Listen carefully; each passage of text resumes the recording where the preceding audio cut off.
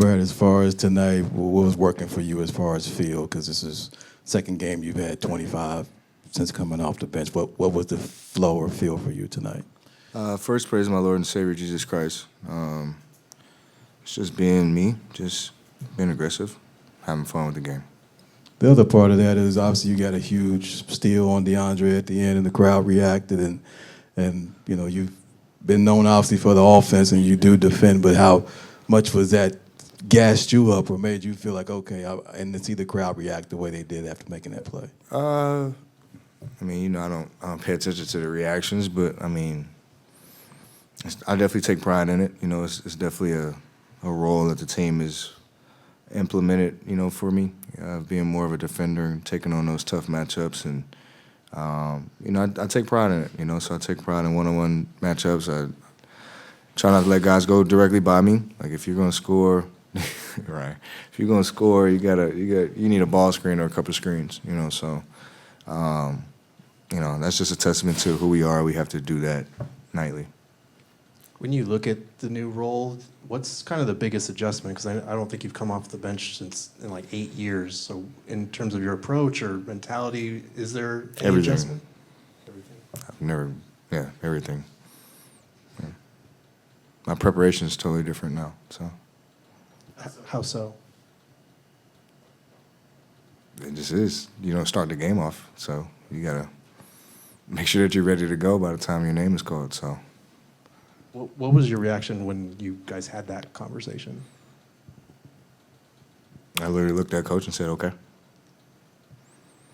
not going to argue. You made your decision, so it's up to coach. Is there a moment for you that's the weirdest part of coming off the bench? Is it like when lineups are introduced? Is it when like the game starts and you're not out there? What moment does it kind of kick in a bit? Every moment. But again, I'm not going to be a distraction. I'm not going to be an asshole. I'm not going to be unprofessional. I'm going to do my job, do what I'm asked to do. Do you take pride in the way that you're playing despite that extreme change you're talking about? Just with the level that you've played at despite this extreme change, I should phrase it as. I mean, I always take pride in my game, like in who I am and what I do, and it's no different. I guess it's just more magnified because it's something that people are not used to seeing.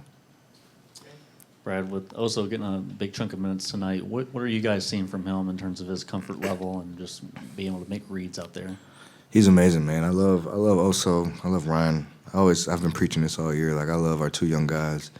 You know, Oso is very fast with the ball. You know, he's able to get into different actions with DHOs, quick swings, you know, keeps sometimes. You know, he keeps it and gets to the basket, shoots a nice little touch floater. He has just a great and amazing feel for the game, and he's just going to continue to develop, man. He's a willing learner, an exciting young prospect for us, and you know, we push him, we throw him in the fire, and he excels really well.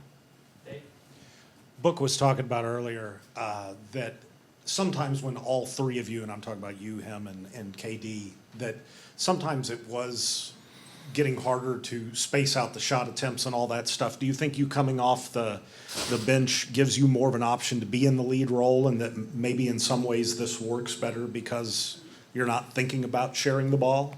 I'm just playing the game, brother. I don't think that deep into it.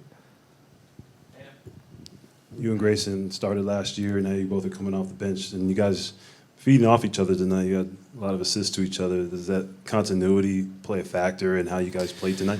I mean, sure. I mean, we're pretty familiar with each other's game, and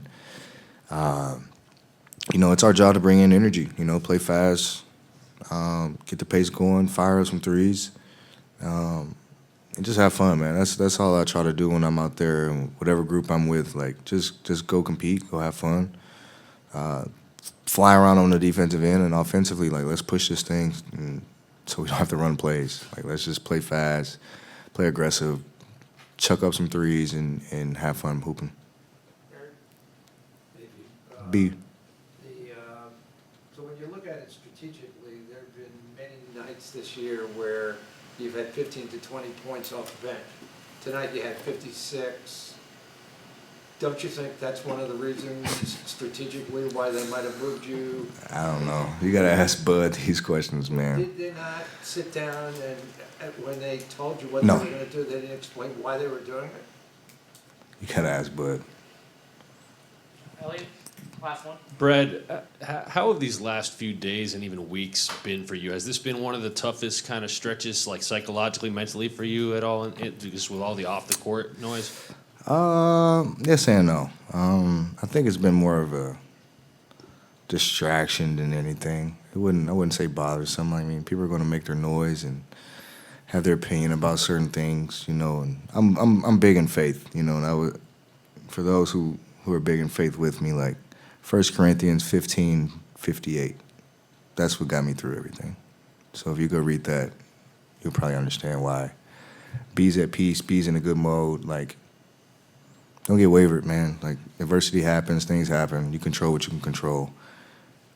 Just try to impact being positive on a daily basis.